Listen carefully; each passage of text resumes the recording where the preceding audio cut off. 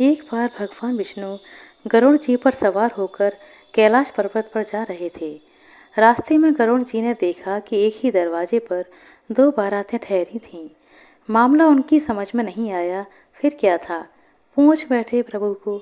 गरुड़ जी बोले, प्रभु, ये कैसी अनोखी बात है कि विवाह के लिए कन्या एक और दो बारातें आई हैं।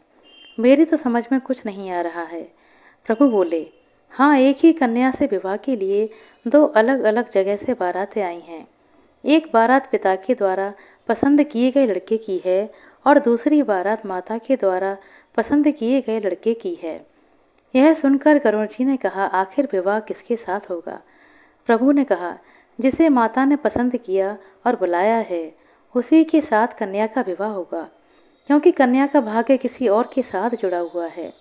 भगवान की बातें सुनकर गरुड़ जी चुप हो गए और भगवान को बैकुंठ पर पहुंचाकर कौतूहलवश पुनः उसी जगह पर आ गए जहां दोनों बारातें ठहरी हुई थीं। गरुड़ जी ने मन में विचार किया कि यदि मैं माता के बुलाए गए वर को यहाँ से हटा दूं तो कैसे विवाह संभव होगा। फिर क्या था, उन्होंने भगवत विधान को देखने की जिज्ञासा के लिए तुरंत ही उस वर को उठाया और ले जाकर समुद्र के एक टापू पर बिठा दिया। ऐसा कर गरुड़ जी थोड़ी देर के लिए ठहरे भी नहीं थे कि उनके मन में अचानक विचार दौड़ा कि मैं तो इस लड़के को यहाँ उठा लाया हूँ, पर यहाँ तो खाने पीने की कोई व्यवस्था नहीं है। ऐसे में इस निर्जन टापू पर तो यह भूखा ही मर जाएगा और वहाँ सारी बारात मज़े से 56 भोग का आनंद लेगी। यह कतई उचित बात नहीं है। इसका पाप अवश्य ही मुझे लगेगा। मुझे इसके लिए भी खाने का कुछ इंतजाम तो करना ही चाहिए। यदि विधि का विधान देखना है तो थोड़ा परिश्रम तो मुझे करना ही पड़ेगा।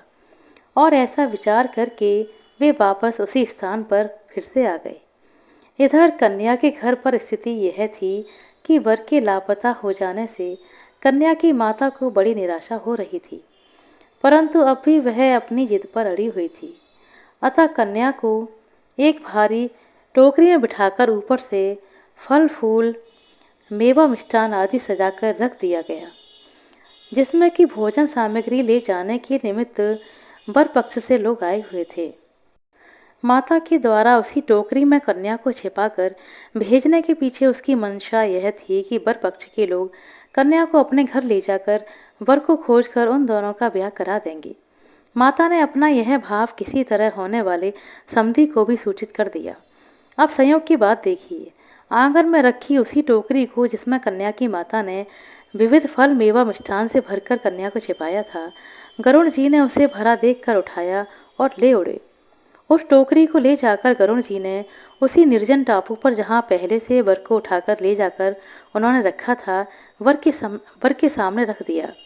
इधर भूख के मारे व्याकुल हो रहे वर ने ज्यों ही अपने सामने भोज्य सामग्री से भरी टोकरी को देखा तो उसने टोकरी से जैसे ही खाने के लिए फल आदि निकालना शुरू किए तो देखा कि उसमें 16 श्रृंगार किए वह युवती बैठी है जिससे कि उसका विवाह होना था।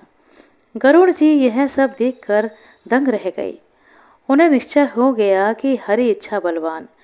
फिर क्या था, शुभ मुहूर्त विचार कर स्वयं गरुड़ जी ने ही पुरोहिताही करके अपना कर्तव्य पूरा किया।